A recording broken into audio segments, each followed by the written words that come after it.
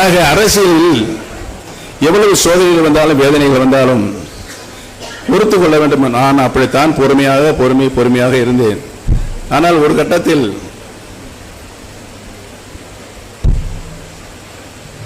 அதை வரம்பு மீறி போகின்ற பொழுது அவருடைய சர்வாதிகாரம் ஆணவ போக்கு வரம்பு மீறி போகும்போது காடு கொள்ளாது என்ன சொல்லுவாங்க பழமொழி, சாது மருந்தால் காடு கொள்ளாது.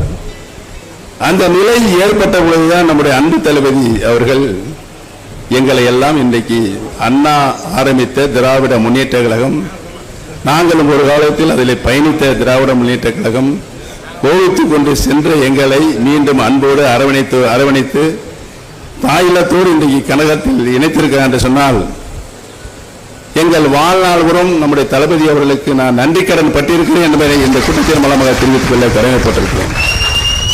சரி, தேர்தல் வருது.